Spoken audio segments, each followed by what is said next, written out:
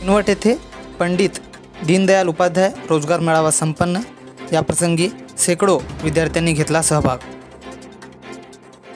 आपल्या सगळ्यांचं स्वागत। आज किनवट तालुक्यामध्ये किनवट शहरामध्ये पंडित दीनदयाल उपाध्याय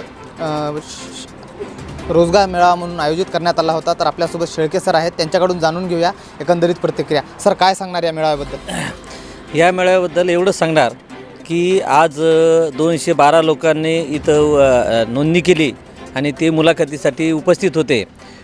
त्या मुलापैकी आज प्राथमिक निवड म्हणून 48 मुलांची या 14 कंपन्या ज्या विविध आलेल्या होत्या संभाजीनगर, नांदेड इथून आणि हैदराबाद इथून, तर त्यांनी निवड केलेली आहे।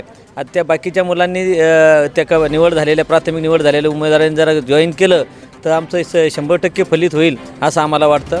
आणि असे रोजगार मेळाव्यात तालुक्यावाईज आम्ही नांदेड जिल्हा कौशल्य विकास अंतर्गत दर महिन्याला घेत असतो। त्याच्यामध्ये जास्तीत जास्त मुलांनी लाभ घ्यावा आणि कंपन्यांनी प्राथमिक निवड केल्यानंतर तिथं जावं, हीच माझी सगळं उमेदवारांना विनंती राहील। आणि आमच्या हाकेला हे देऊन मान ठेवून जे विविध कंपन्याचे प्रतिनिधी इथं उपस्थित झाले आणि त्यांनी बहुतांशी लोकांची निवड केली, त्याबद्दल मी त्यांचे धन्यवाद व्यक्त करतो कार्यालयाच्या वतीनं आणि थांबतो।